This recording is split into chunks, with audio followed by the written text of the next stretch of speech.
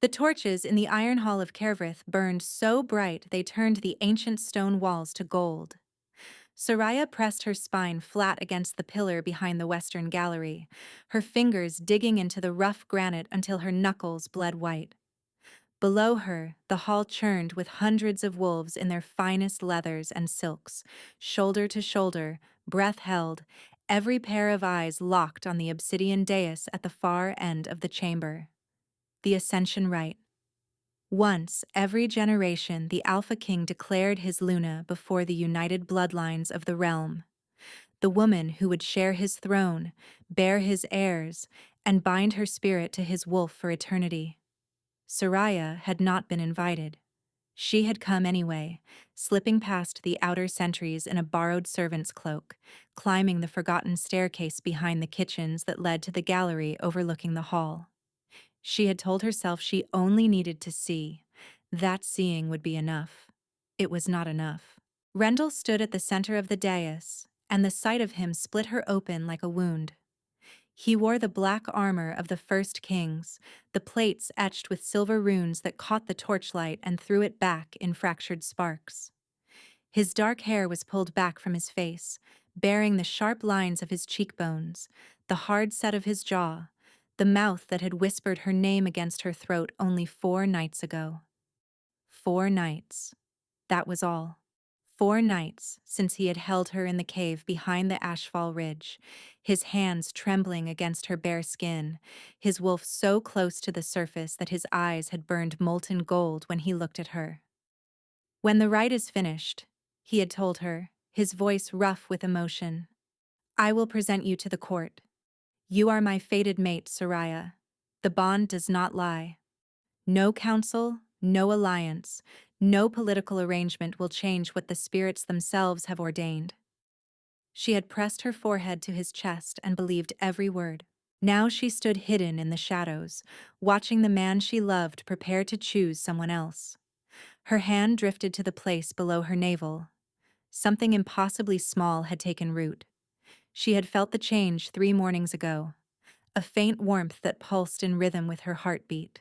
A presence so new and fragile that she had not yet found the courage to speak it aloud. She had planned to tell him tonight, after the rite. When he came to her chamber the way he always did, through the hidden passage behind the tapestry, smelling of pine and wood smoke, and the wild places where his wolf ran free. She had practiced the words 100 times. "The candidates will present themselves before the Alpha King," the voice of the ancestors announced from the foot of the dais. He was ancient, his white beard brushing the front of his ceremonial robes, his voice carrying through the hall like the toll of a funeral bell. 7 women ascended the dais steps in single file, each one draped in white silk that shimmered like fresh snow under the torchlight. They were the daughters of the 7 great packs, the most powerful bloodlines in Kervrith. But it was the last woman in line who made the hall fall completely silent. Irenka of the Duskfang. She moved like smoke given form. Her hair fell in sheets of pale gold, her ice-blue eyes sweeping the crowd with the calm authority of a woman who already knew the outcome. The Duskfang pack controlled the Thornwall Mountains, the only passage between the eastern and western territories. Their warriors numbered 5,000. Their wealth was measured in iron mines and timber forests that supplied half the kingdom's construction. Soraya knew this. The kingdom needed strength, stability, a Luna whose bloodline would command respect and whose dowry would fill the treasury. The kingdom did not need a nobody healer from a dead village with no name, no title, and no pack to call her own. But Rendell had chosen her anyway, in secret, in darkness, in the hidden spaces where rank and blood meant nothing. He had bitten the inside of her left wrist, the claiming mark, and sealed the bond with his own blood. She could still feel it now, a low thrum beneath her pulse, a second heartbeat that echoed his. She held her marked wrist against her chest and waited.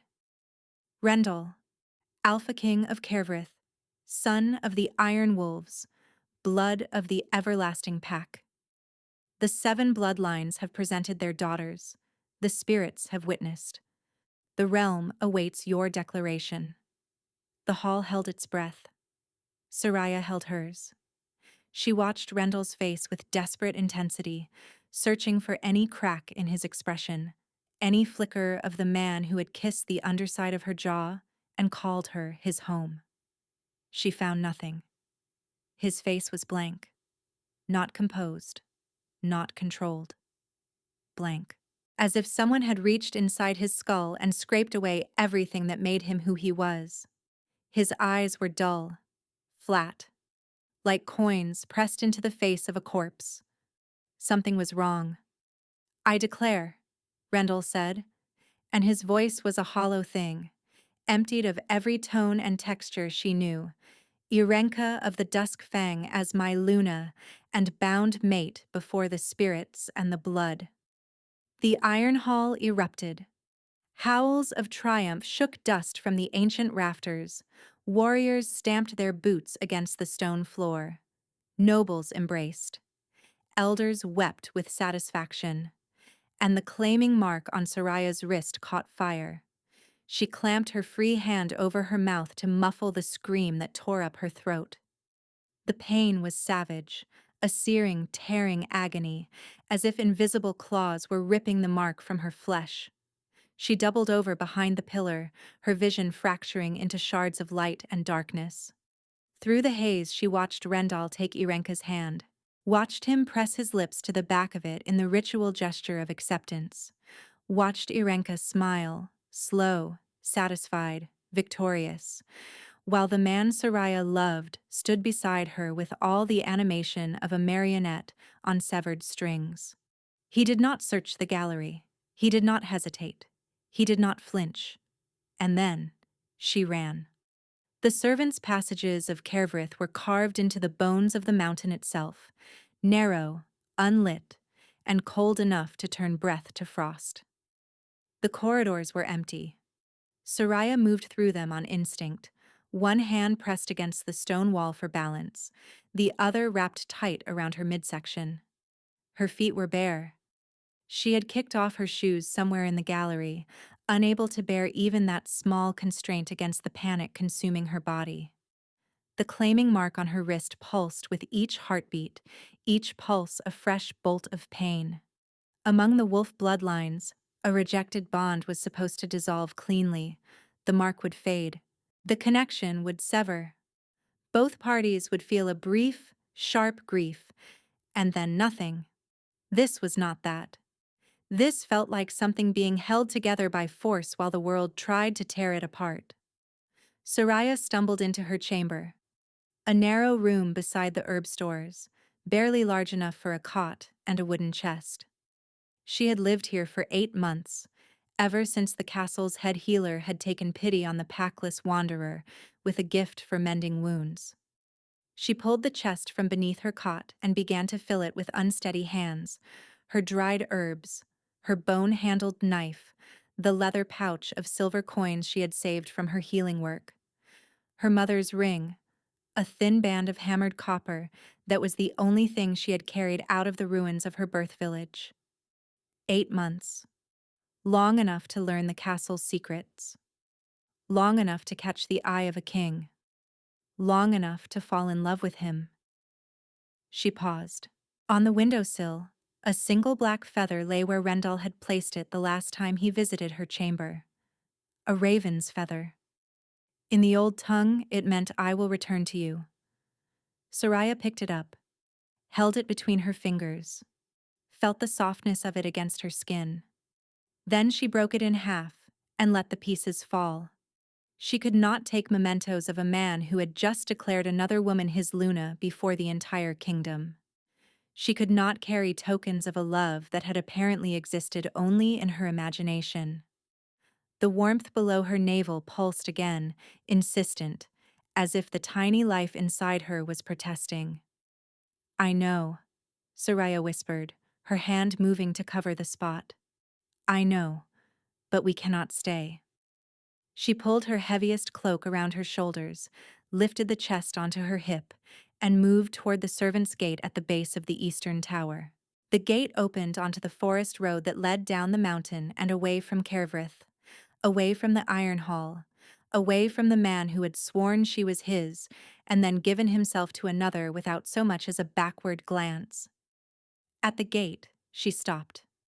The night was black and moonless, the kind of darkness that swallowed sound and shape alike. Snow had begun to fall, thick, heavy flakes that would cover her tracks within an hour. Good. Soraya pressed her marked wrist to her lips. The skin was hot to the touch, the bond beneath it writhing like a living thing. You chose her, she said to the darkness, to the castle, to the man somewhere inside it who was probably already leading his new Luna to the royal chambers.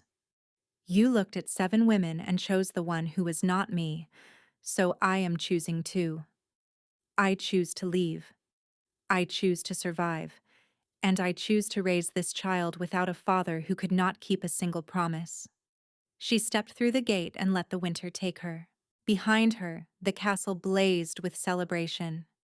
Music and howling drifted down the mountainside, carried on the wind like the sounds of a world that had already forgotten she existed. She did not see the shadow that detached itself from the tower above the gate. She did not see the figure that staggered to the window of the royal chamber, shoving aside the woman who reached for his arm, his hands clawing at his own skull as if trying to tear something loose from inside it. And she did not hear the sound that split the night 3 minutes after she disappeared, a howl so raw, so shattered, so drenched in agony that the wolves guarding the castle walls dropped to their bellies and pressed their ears flat.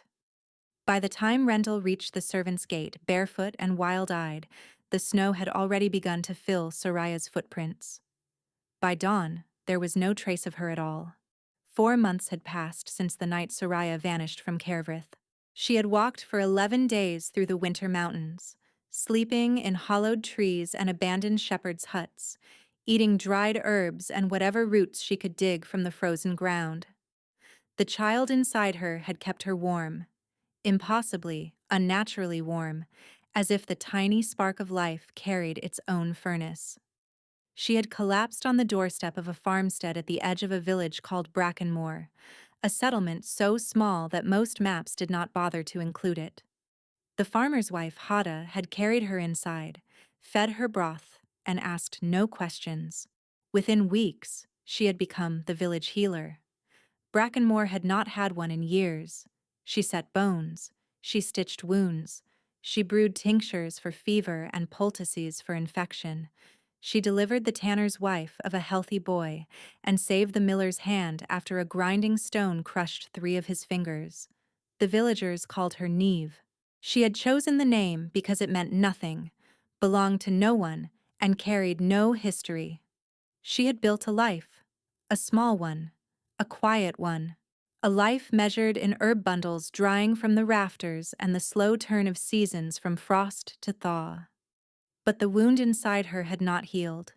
Every night, after the last patient had gone and the cottage was dark and still, Soraya lay on her narrow cot with her hands pressed to her swelling belly and felt the world collapse inward. She did not cry anymore. The tears had burned themselves out somewhere during the 2nd week of her journey, replaced by a hollow ache that sat behind her sternum like a stone. The claiming mark on her wrist was the worst of it. It should have faded. Among the wolf-blooded, a severed bond left no trace.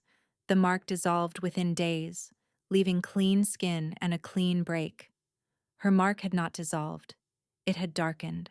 Where Rendell's bite had once left a delicate pattern of silver-white scars, the skin now showed lines of deep charcoal, almost black, as if the bond was not dying but calcifying, hardening into something permanent and immovable, and it burned. Not constantly, not predictably, but at odd hours, always when the wind shifted to blow from the north, from the direction of Kervrith. The mark would flare with a heat that made her gasp and press her wrist against the cool stone wall of her cottage. Sometimes, in those moments, she felt something else through the burn, a presence, vast and desperate, reaching. She told herself it was phantom pain, nothing more. the village midwife, old Petra, had examined her twice. "You are carrying large for your months, girl. There may be more than one in there." Among fated mates, true fated mates, twins were said to be a sign of divine favor. She could not afford to think about what that might mean. "You are strong," she whispered to her belly in the darkness. "Whatever you are, whoever you become, you are strong, and you are mine." She did not add the rest, the part where she said, "And you are his. And he does not know you exist." Spring had nearly overtaken winter when the news came. 12-year-old Fen, the goatherd's son, burst into her cottage with his face flushed and his chest heaving. "Mistress Neve, riders have come from the lowlands, black and silver banners, the king's colors."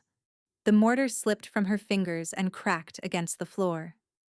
"The Alpha King has lost his mind," Fen breathed. "The riders say he has not slept since the winter solstice. He has torn apart the northern provinces looking for a woman. Anyone who hides her will be charged with treason against the crown. And there is a reward: 15,000 gold marks. My father says that is enough to buy every farm in Brackenmoor 10 times over. 15,000 gold marks. For her." Soraya placed her hands flat on the table to keep them from shaking. "Did the riders say who this woman is? What she has done?" "No one knows her name. Only that she was in the castle and now she is gone. The riders carry a description: dark hair, healer's hands, a mark on her left wrist." Fen paused, his gaze dropping to Soraya's sleeve. "Mistress Neve, are you all right? You look pale." "I am fine. The cold." "Thank you for the news, Fen." When the boy had gone, Soraya sank to the floor and pressed both hands over her mouth. He was looking for her. Why? He had made his choice. Unless the blank-eyed stranger she had watched in the iron hall had not been making a choice at all. The claiming mark blazed with sudden vicious heat. And beneath the pain, clear as a voice shouting across a vast distance, she felt him. Not a phantom. Him. The baby kicked so hard that Soraya gasped, both sides at once, as if two tiny bodies were responding to the presence pressing against the edges of their mother's consciousness. False hope was a blade, and she had already bled enough, but the mark kept burning. And somewhere to the north, the Alpha King was hunting for the woman who carried his heirs. 3 days after the riders passed through Brackenmoor, the wolves came. Soraya noticed them at dusk. At the edge of the birch forest, 4 shapes stood in the failing light. Enormous, twice the size of any natural wolf, their pelts ranging from ash gray to deep russet, their eyes reflecting the last embers of sunset with an intelligence that no wild animal possessed. Shifted wolves, watching her cottage with the focused patience of hunters. The claiming mark on her wrist detonated with heat. He was close, not just his wolves. Him. Soraya's mind raced. She could run. The back door, the river path. Wolves could not track scent through running water. She had done it before. Her hand moved to her belly. The babies kicked in sharp, simultaneous protest, as if they could sense her intention and were objecting to it. A knock came at the front door. 3 measured raps. Deliberate, almost polite. Soraya grabbed the skinning knife and opened the door. 2 figures stood on her threshold. The first was a woman, tall, lean, dark hair cropped short above a face bearing decades of combat scars. The second was a young man with ink-stained fingers and a leather satchel. "Mistress Neve," the woman said, and the use of her false name was deliberate, and acknowledgement that she knew the truth and was offering this courtesy regardless. "My name is Dagny. I am Shield Commander to the Alpha King, his second, his sword arm. I think you have confused me with someone else. You are Soraya, born in the village of Kelmarsh, orphaned by border raiders at 14. No surviving family, no pack affiliation. You entered service at Kervrith and were assigned to the healing ward." Dagny's voice was even, reciting facts without emotion. You bear the king's claiming mark on your left wrist, and you carry his children in your body. Children. Plural. How do you know it is more than one? Soraya whispered. Because the king has dreamed of 2 heartbeats every night since you disappeared. His wolf reaches for you through the bond when he sleeps. He did not understand what the second heartbeat meant until I told him. Dagny's scarred face softened. May we come inside? What I have to tell you cannot be said on a doorstep. Soraya let them in. Dagny surveyed the cottage, the herbs, the narrow cot, the cracked mortar on the floor. And something shifted behind her eyes. Controlled fury at the conditions in which the king's true mate had been living. The boy is Corwin, Dagny said, gesturing to her companion. He is a record keeper. He is here because what I am about to tell you requires documentation. The truth about what? The night of the Ascension Rite, someone poisoned the king. The knife slipped from Soraya's fingers. Dagny withdrew a small glass vial containing dark residue. The poison had not been in the food or wine. It had been in the ceremonial armor, in the lining of the neck guard, absorbed through the skin of the throat. A derivative of ghost root, a plant that grew only in the deep caves of the Thornwall Mountains, Duskfang territory. It severed the connection between Rendal's conscious mind and his wolf. It suppressed his instincts, his bond awareness, his ability to recognize his own mate. It turned him into a vessel that could be directed, a mouth that would speak whatever words had been rehearsed into his ears. Drugged. The blank face, the emptied voice, the flat, dead eyes. Those had not been the signs of a man choosing to abandon her. They had been the signs of a man who had been chemically stripped of his will and paraded before an audience of hundreds. When did he wake? Soraya's voice came from very far away. 2 days after the rite, the compound metabolized slowly. He regained awareness in fragments. First his wolf, then his senses, then his memory. The first coherent word he spoke was your name. Dagny paused. The second thing he did was try to kill Lord Oscair Duskfang with his bare hands. It took 4 of his shield guard to restrain him. Corwin, the record keeper, spoke for the first time. I was there. I have never seen anything like it. The king's eyes were solid gold, not amber, gold. His wolf had full control. He would have torn through the walls of the castle to reach you if we had not physically held him down. Soraya's knees gave out. She sank into the chair beside her workbench, her hands pressed flat against her belly where 2 tiny lives stirred. If this is true, she said carefully, then why has it taken so long to find me? Because you left no trail. The snow covered your tracks. You gave a false name. You chose a village so small that our search parties passed through the region twice without stopping. Dagny's expression carried something close to respect. You are exceptionally difficult to find, Soraya. The ghost root damaged the bond, Dagny explained. Not destroyed, but weakened. He can feel you, but the direction shifts. It is like trying to follow a voice through a storm. Then Dagny produced a folded parchment bearing the Duskfang crest. 4 lines. The healer woman has been traced to the southern territories. Our agents will reach her before the king does. The problem ends before the next moon. Glory to the true Luna.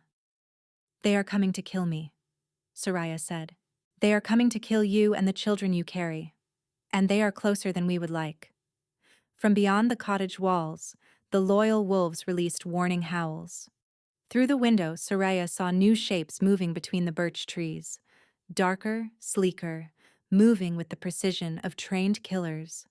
And behind them, a figure wrapped in black, face hidden behind a mask carved from animal bone, bow drawn and arrow nocked.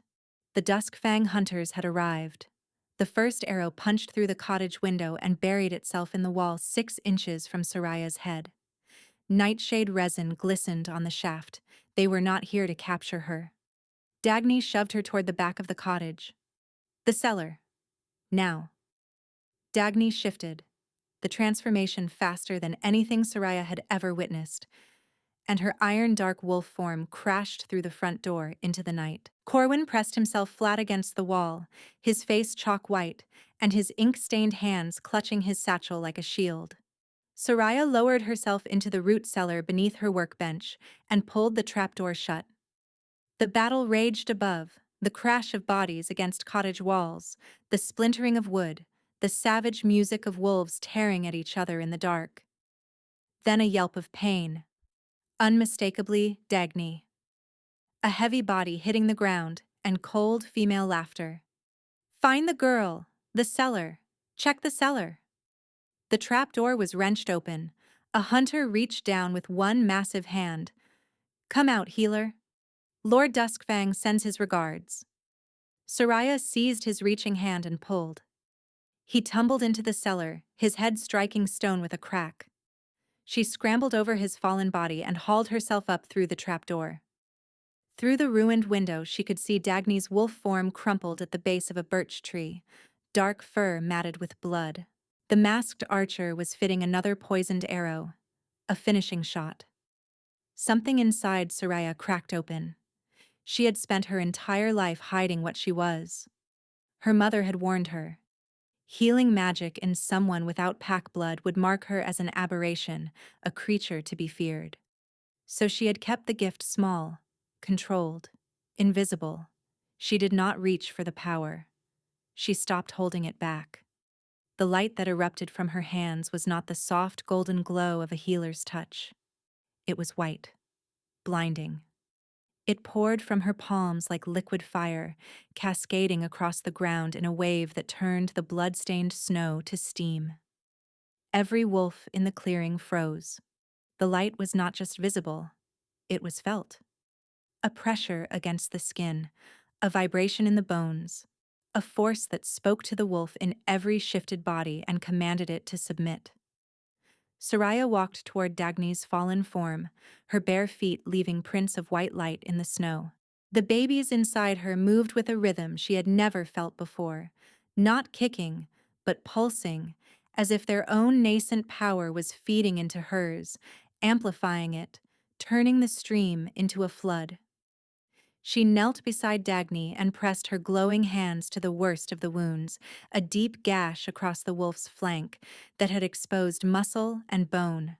The flesh knitted beneath her touch, tissue rebuilding itself in seconds. Dagny's eyes opened. Even in wolf form, her expression was unmistakable. Shock. The masked archer recovered first. "Witch! Lord Duskfang will pay double for a witch's head." She lunged.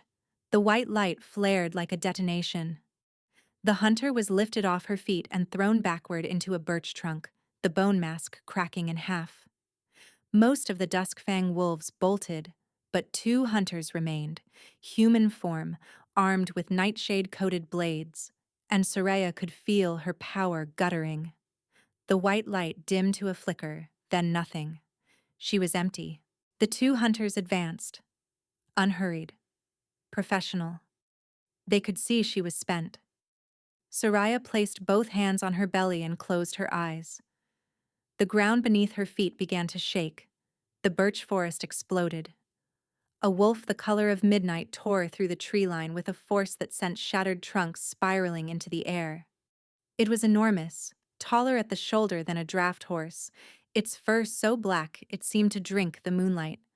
Its eyes burned with a golden fire so intense that the snow around it glowed as if lit from beneath. The first hunter died before he could raise his blade. The second managed one wild slash before the wolf's paw sent her cartwheeling into the darkness. The clearing went silent.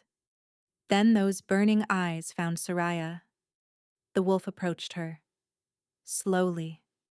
Each step placed with deliberate care, as if the creature understood that the woman before it was frightened and fragile, and carrying something infinitely precious. It stopped an arm's length away. And then the great black wolf lowered its head and pressed its nose to her belly. Both babies kicked at once, not randomly, but toward the point of contact, as if reaching for the presence on the other side of their mother's skin. The movement was so sudden and so strong that Soraya gasped and staggered. The wolf made a sound she had never heard from any animal, something between a sob and a prayer. "Rendal," Soraya whispered. The shift rippled through him like water through silk. The massive wolf dissolved into the shape of a man kneeling in the snow, his hands hovering over her stomach, his fingers unsteady. He looked up at her. The Alpha King of Kervrith was weeping. Soraya had imagined finding Rendal again. In the earliest weeks of her exile, before the grief had hardened into something she could carry, she had imagined 100 versions of their reunion. In some, he was cold and indifferent. In others, he was cruel. In the worst, he simply did not recognize her, looked through her the way he had looked through the crowd in the Iron Hall, with eyes that held nothing at all. She had never imagined him on his knees in the snow, with tears cutting tracks through the blood on his face. "You are alive," he breathed. "You are here. And you are—" His gaze dropped to her belly. His hand reached toward it, then stopped. "May I touch them?" he asked. She took his hand and pressed it flat against her stomach. The babies responded. A kick from the left, a kick from the right. Two distinct lives announcing themselves. "Two," he whispered. "Soraya, there are two. Why did you not tell me?" The question shattered the moment. "Tell you?" The word came out jagged. "When exactly should I have done that, Rendal? Before you declared Irenka as your Luna? During the ceremony? Or after, when you did not come to my chamber, did not send word, and did not give me a single sign that I was anything more than a secret you had grown tired of keeping? Poisoned, Dagny told me." Soraya's hands curled into fists. "How convenient. A poison no one can identify. That erases every promise you made." Rendal rose to his feet. The moonlight caught the hollows beneath his eyes, the gauntness of a man who had been consuming himself from the inside out. "You are right," he said quietly. "I do not get to compare my suffering to yours, but I need you to hear what happened. Not as an excuse, as the truth." Soraya said nothing, but she did not walk away. "I woke 2 days after the rite in a chamber I did not recognize, wearing clothing I had not put on, with Irenka standing over me telling me I had chosen her." His jaw tightened until the muscles in his neck stood out like cords. "I had no memory of the rite. The last thing I remembered was putting on the ceremonial armor. After that, nothing. A void. As if someone had cut 4 hours out of my life with a blade. The first thing I felt when the fog cleared was the bond.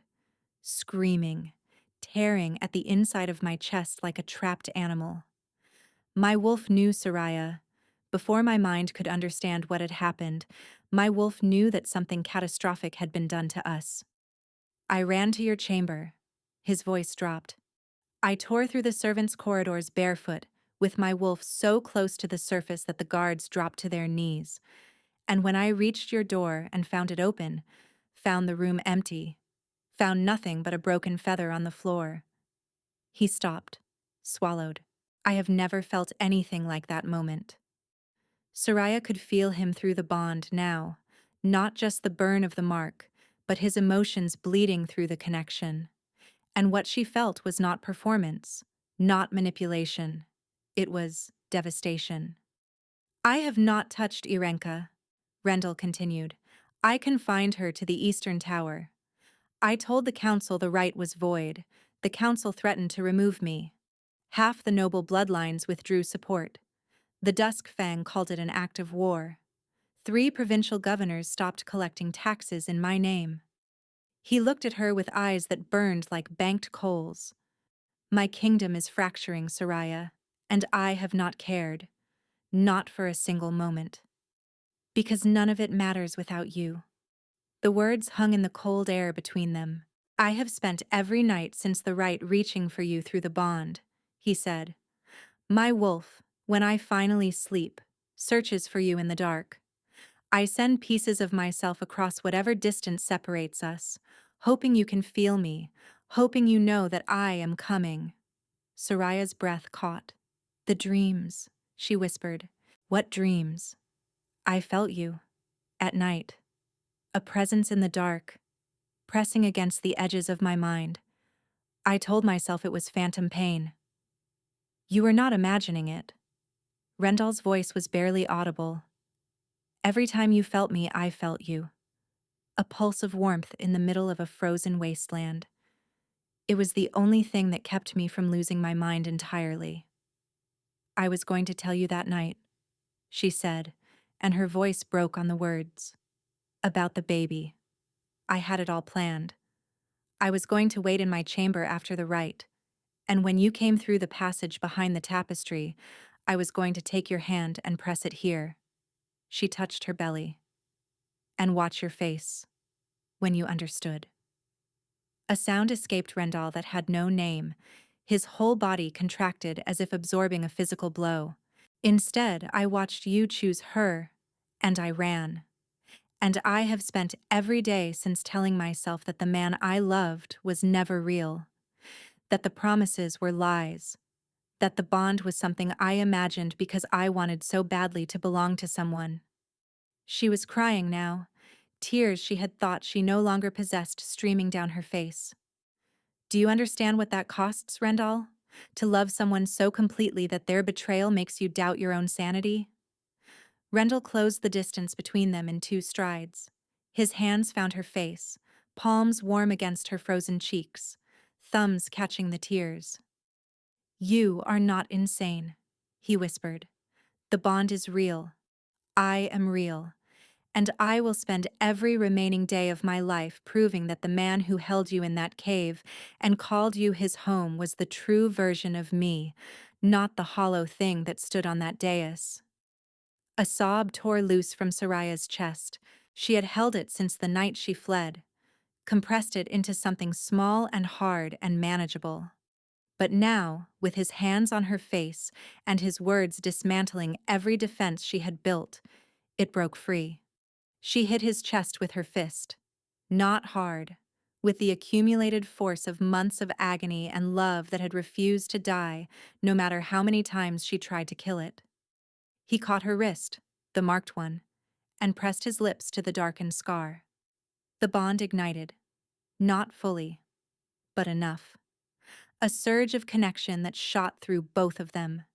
His emotions flooded into her, rage and grief and relief, and a love so vast it had no edges. And hers poured into him. "Come home," he said. "Let me protect you. Let me protect them. The Dusk Fang will answer for what they have done.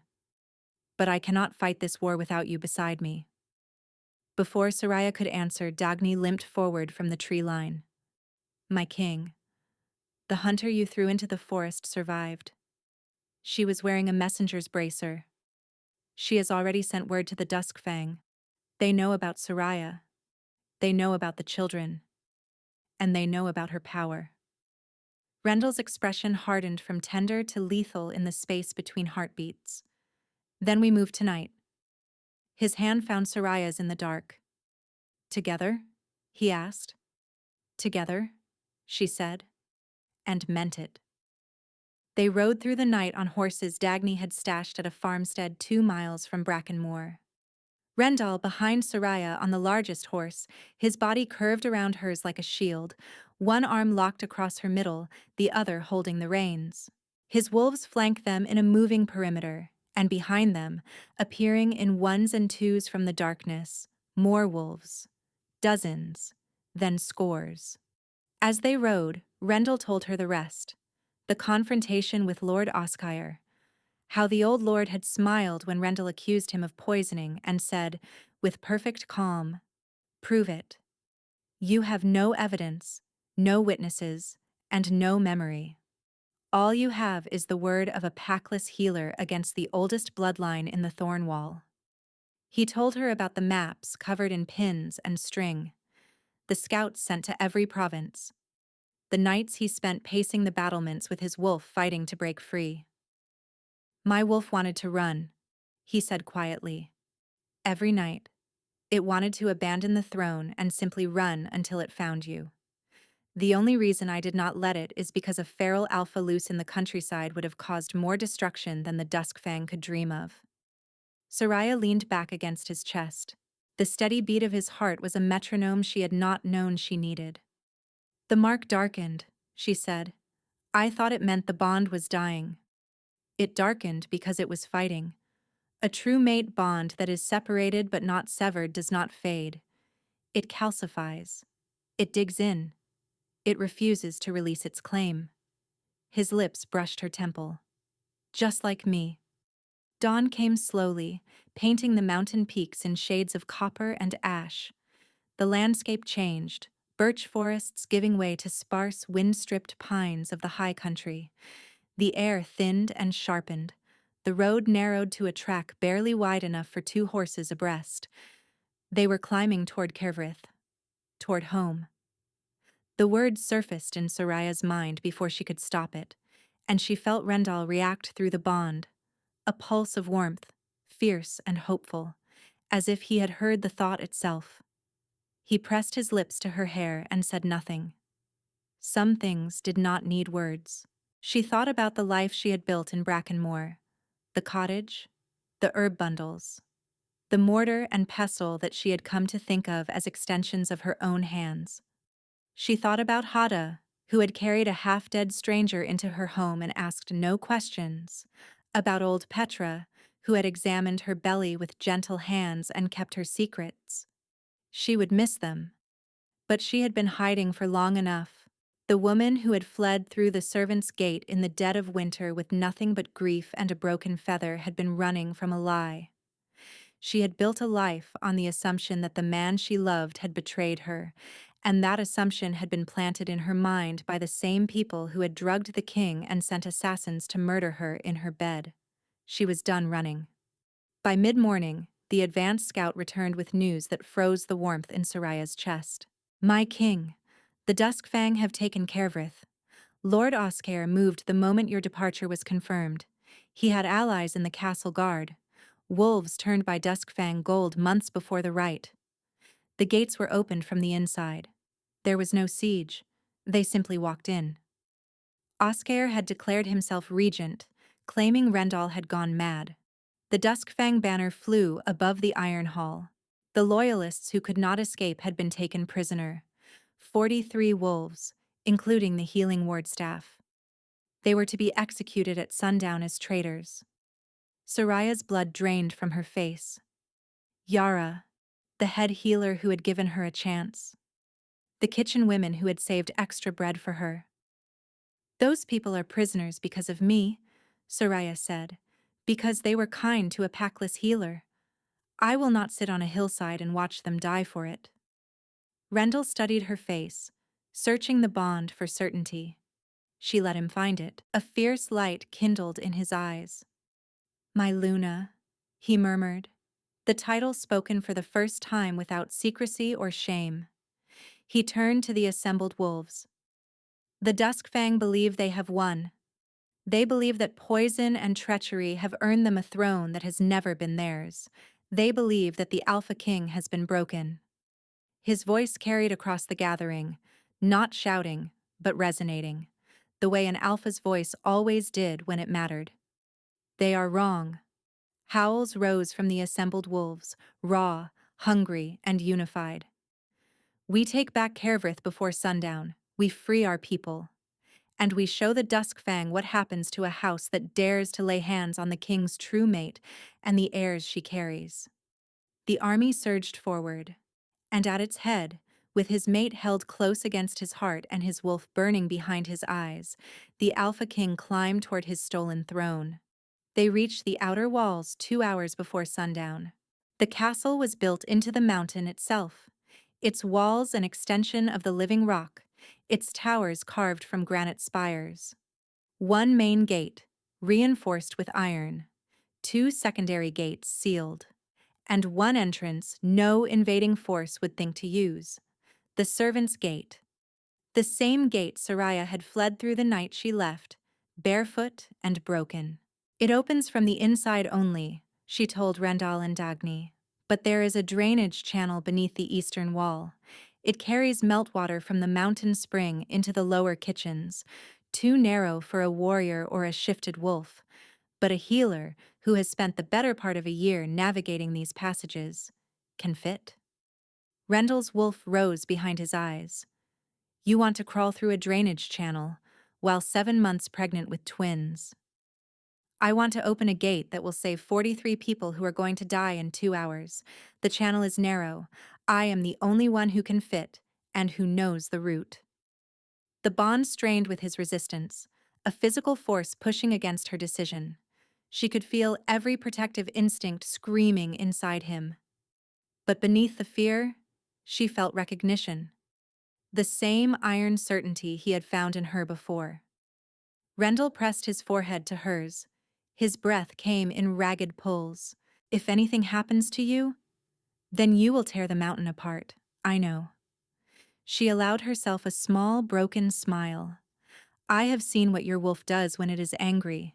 The Duskfang should be terrified. He kissed her. Not gentle, not tender. It was a kiss that tasted of fear and fury and a love so ferocious it bordered on violence. His hand cupped the back of her neck, pulling her into him, and through the bond she felt everything he could not say, every nightmare since the rite, every dawn he had greeted without her, every prayer he had sent into the void hoping she would hear it. 1 hour, he said. If that gate does not open, I am coming through the front wall. Soraya nodded. Then she turned and disappeared into the rocks. The drainage channel was exactly as she remembered. A narrow stone tube carved into the mountain's flank, barely 3 feet in diameter, choked with icy meltwater that soaked her dress and stole the feeling from her legs within seconds. She crawled. The babies shifted inside her, protesting the cold and the compression. Soraya whispered to them as she moved. Nonsense words, fragments of the lullabies her mother had sung in Kelmarsh before the raiders came. Promises that she did not entirely believe but spoke aloud anyway, because the sound of her own voice was the only warmth she had. The channel opened into the lower kitchens. Soraya emerged, dripping and shivering, into a room she knew as well as her own face. The hearths were cold. The long tables where servants had eaten their meals stood empty. The whole space felt abandoned, stripped of the warmth and noise that had once filled it. She wrung the water from her dress and moved into the servants' corridors. The passages were not empty this time. Duskfang soldiers patrolled in pairs, their footsteps echoing through the stone halls. Soraya pressed herself into alcoves and doorways, timing her movements to the rhythm of their patrols, relying on months of knowledge that no invading force could match. She reached the eastern tower in 20 minutes. The counterweight mechanism was hidden behind a false wall on the second landing, a series of iron chains and pulleys that connected to the servants' gate 3 floors below. Soraya had discovered it by accident during her first month at the castle, tracing a draft to its source and finding the ancient machinery behind a panel of loose stones. She pulled the stones free and examined the mechanism. The chains were thick with rust and disuse. The counterweight, a block of iron the size of a man's torso, hung suspended by a single locking pin. Soraya grasped the pin and pulled. It did not move. Rust had fused the pin to its housing. Footsteps in the corridor below, getting closer. She placed both hands on the rusted pin and let the white light flow into the metal, not the explosive blast, but something smaller, more precise. Heat. Enough to expand the iron, to break the seal of corrosion. The pin began to glow beneath her palms. The footsteps reached the stairs below her. Soraya pulled. The pin slid free. The counterweight dropped with a thunderous clang that shook the tower. Below, the servants' gate ground open. 2 Duskfang soldiers burst through the door behind her. They saw a pregnant woman standing before an open wall panel with her hands glowing white. Soraya screamed. Not fear. Challenge. a sound that carried through the stone corridors and out through the open gate to the wolves waiting beyond. Rendal's howl answered, deep, commanding, furious, followed by 200 voices joining in a wall of sound that made the castle tremble. She threw herself past the distracted soldiers and down the stairs. Behind her, the castle erupted into war. Rendal's forces poured through the servants' gate like water through a broken dam. Dagny led the first wave, her iron dark wolf form scattering the Duskfang guards before they could form a defensive line. Soraya moved through the chaos like a ghost. She knew this castle, its passages and shortcuts and forgotten rooms. While the battle raged in the main corridors, she slipped through the servants' routes toward the Iron Hall, the same hall where Rendal had declared Irenka his Luna, the same hall where Soraya's world had collapsed. She pressed her ear against the ancient doors. Voices inside, the clank of chains, the sound of someone weeping. She pushed the doors open. 43 wolves knelt in a line before the obsidian dais, hands bound with silver-threaded rope, the kind that burned wolfskin on contact. Their faces were marked with bruises and exhaustion. Yara, the head healer, had her white hair pooling on the stone floor. Behind the prisoners, 30 Duskfang soldiers stood with drawn blades.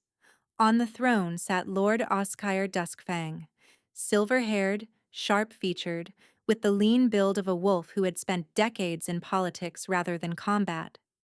His pale blue eyes carried the same calculating emptiness as his daughter's. Beside him, wearing a hastily forged crown, stood Irenka. The healer, Irenka said. How fitting that you would crawl back through the drains. Once a servant, always a servant. Soraya walked into the hall with her chin lifted, her steps steady despite the terror that coiled in her stomach like a living thing. Lord Duskfang, you have taken a throne that is not yours, imprisoned wolves who committed no crime, and attempted to murder the king's true mate and his unborn heirs. I am here to offer you a choice. Oscar's eyebrow rose. A choice? My dear girl, you are in no position to offer anything. You are a packless nobody carrying illegitimate pups, and you have just walked into a room full of my soldiers. Your soldiers are currently being torn apart by 200 loyal wolves who entered through the gate I just opened. Soraya let the words settle. The battle outside will be over within the hour. The only question is what happens in this room before it ends. Release the prisoners, Soraya continued. Surrender yourself and your daughter to the king's justice, and I will speak on your behalf when judgment is passed. Irenka laughed, a sharp, brittle sound. Speak on our behalf? You, the king's little bedwarmer, presumes to offer us mercy? I am offering you survival, Soraya replied quietly, which is more than you offered me when you sent hunters to murder me in my bed. The hall fell silent. Oskar studied her for a long moment. Then he rose from the throne with deliberate calm. Kill her, and execute the prisoners, all of them. If we cannot hold the throne, we will leave nothing for the king to reclaim. 3 soldiers moved toward Soraya. Her power was spent. The birchwood, the gate. She had nothing left. The lead soldier raised his blade, and the babies moved. Not kicked, moved. A surge of energy from deep within her body that radiated outward through every nerve and bone. Power she had never felt before. Not her own healing light, but something wilder, more ancient. The combined legacy of an Alpha King's wolf and a healer's gift, forged together into something that had not existed in the bloodlines for 1,000 years. The children of a true mate bond were protecting their mother. White light consumed her entirely, blazing from every inch of her skin until she was a pillar of radiance in the center of the iron hall. Soldiers staggered backward. Even Oskar retreated a step. Pain ripped through her body. Her bones began to shift. The transformation she had been fighting since the night Rendal first bit her. The shift that should never have been possible for a packless woman with no wolf blood, was happening. Not despite her pregnancy, but because of it. The twins' power had unlocked what her own body had always lacked. Where a pregnant woman had stood, a wolf now crouched. Her fur was the color of fresh snow, pure, blinding white. Her eyes blazed with twin fires of gold and silver, one color from each parent, swirling together like molten metal. The Duskfang soldiers dropped their weapons. Their wolves submitted before their minds could process what was happening. Recognizing in the white wolf something that transcended bloodline and political allegiance. A true Luna, chosen not by ceremony, but by the spirits themselves. Soraya shifted back. The transformation left her breathless, her hands pressed to her belly where the twins pulsed with satisfied warmth. "Drop your blades," she said. "Every wolf in this room can feel the truth of what I am. You can choose to die for a lie, or you can choose to kneel." One by one, blades clattered to the stone floor. Irenka screamed. She snatched a sword from the nearest fallen weapon and charged at Soraya with murder twisting her face. She made it 3 steps. The iron hall doors exploded inward, torn from their hinges. Rendell's wolf, massive, black, eyes like molten ore, filled the doorway. The growl that rolled from his chest was not a warning. It was a verdict. Irenka dropped the sword. It rang against the stone floor like a bell tolling the end of something.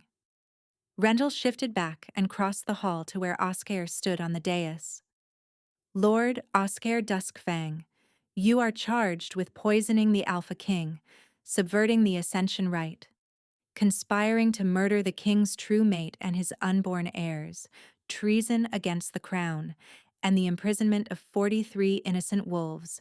You will face judgment before the assembled bloodlines." Oskar said nothing. The calculating intelligence behind his pale eyes had gone blank, not with defiance, but with the recognition that the game was over. Rendell walked to Soraya. "You shifted," he whispered. "You have no wolf blood. It should be impossible. The children, they carry both of us. Your wolf and my healing. Together, it became something new." His hand found her face. His thumb traced her cheekbone with a tenderness that contradicted every violent thing he had done in the past hour. "I need to complete the bond," he said, "properly, the way it should have been done from the beginning, if you will have me." "I have been yours since the cave behind Ashfall Ridge," she said. "I never stopped. Even when I wanted to. Even when I tried." Rendell tilted his head, baring the side of his throat. A wolf offering the most vulnerable part of itself to the one it trusted above all others. "Claim me," he said. Soraya pressed her lips to the place where his pulse hammered beneath the skin. She felt his wolf rise to meet hers, the impossible white wolf greeting the black wolf that had torn apart a kingdom to find her. She bit down. The bond completed like a circuit closing. Through the bond, she saw everything. The night of the rite through his eyes, not the emptied shell on the dais, but the consciousness trapped behind it, screaming soundlessly as his body spoke words his soul would never have chosen.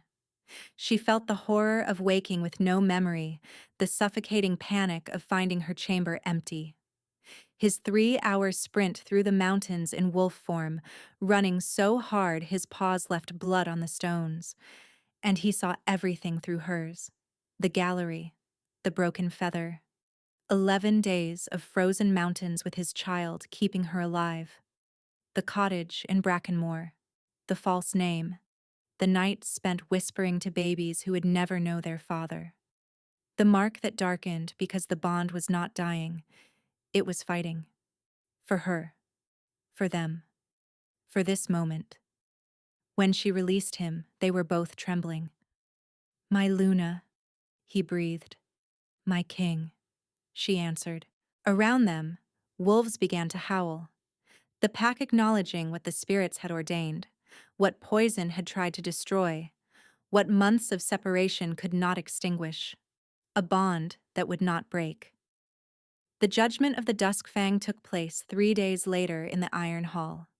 Lord Oskar was sentenced to death for his crimes. His final words were addressed to Rendal. "You will never hold this kingdom without the thorn wall."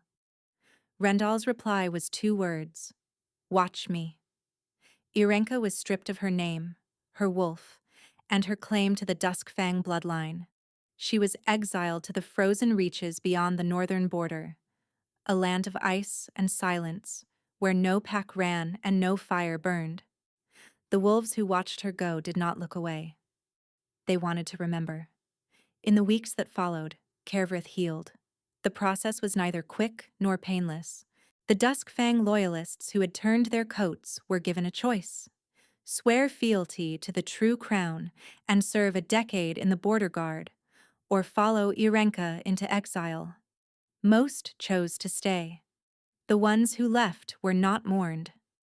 The completed bond between King and Luna radiated stability through the pack hierarchy, a spiritual anchor that every wolf in the kingdom could feel in their bones.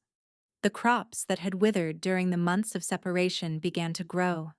The livestock settled. The kingdom breathed. Soraya was proclaimed Luna in a ceremony so different from the Ascension rite that it might have belonged to another world. No white gowns, no political candidates. Simply a woman standing beside her mate on the obsidian dais, her hand in his, her belly round with the heirs who had saved them both. The Iron Hall did not erupt with calculated approval this time. It wept. Warriors who had spent months searching for a woman they had never met bowed their heads and let tears fall openly. Servants who had covered for a packless healer and a king's forbidden visits smiled with the vindication of those who had known the truth all along. And at the front of the crowd, old Yara, the head healer, raised her voice in the ancient blessing reserved for true mates, words that had not been spoken in the Iron Hall for 5 generations. Soraya looked at the gallery where she had hidden on the night of the rite, watching from the shadows while her world collapsed. She looked at the pillar she had pressed her spine against while pain tore through her body. She looked at Rendal beside her and felt the bond pulse between them. Complete, unbreakable. He caught her gaze, smiled, and squeezed her hand. On a warm evening 6 weeks later, Soraya gave birth to twins. The boy came first, dark-haired like his father, amber-eyed, his cry strong enough to rattle the windows of the royal chamber. When the midwife placed him in Rendal's arms, the Alpha King held him with the same hands that had torn through armies and shattered fortress doors, and those hands were gentler than anything Soraya had ever seen. The girl followed moments later, silver-white hair, eyes that shifted between gold and pale blue like light through water. When she opened her mouth to cry, the sound carried harmonics that were not entirely wolf and not entirely human, and every shifted wolf in the castle lifted its head and listened. Rendal sat on the edge of the bed with a child in each arm, tears on his face for the second time in Soraya's memory. The first had been in the snow outside a ruined cottage, when he had pressed his nose to her belly and felt his children move for the first time. "Thank you," he whispered, "for surviving, for fighting, for believing in what we were, even when everything I did told you not to." Soraya traced the claiming mark on his throat, a perfect circle of white scar tissue that matched the one on her wrist. 2 marks, 2 wolves, 1 bond. "I never stopped believing," she said softly. "The mark would not let me. The bond would not let me. And these 2. She touched the boy's dark hair, then the girl's silver curls. "They would not let me. They kept me warm through frozen mountains. They are the reason I survived, Rendal. They saved me before they were even born." He leaned down and pressed his lips to hers. A gentle kiss. A quiet one. Not the desperate, fire-edged kisses of reunion, but the steady warmth of 2 people who had passed through the worst of it and found each other on the other side. "My Luna," he murmured. "My heart. My home." Outside the window, the sun was setting over Kervrith, painting the mountain peaks in shades of copper and rose. The same mountains Soraya had crossed barefoot and alone, carrying nothing but grief and a spark of life she did not yet understand. The same mountains that had tried to swallow her and failed, because the woman who walked through them refused to stop walking. A howl rose from the courtyard below, then another, then dozens, then hundreds. The voices of every wolf in Kervrith lifting together in a chorus that rolled down the mountainside and across the kingdom like a wave. Not a howl of war, not a howl of grief, a howl of welcome. And in the great chronicles of Kervrith, a new entry was inscribed. The story of a pack-less healer who walked through fire and ice and heartbreak to become a queen. Of an alpha king who chose love over a kingdom and nearly lost both, only to reclaim them with the same ferocity that had made him king. Of a bond that was poisoned and broken and buried under months of silence, and refused, with stubborn, impossible, magnificent defiance, to die. They had found each other against every odd the world could stack against them, and they would never be parted again. Thank you so much for listening. I hope you enjoyed this story.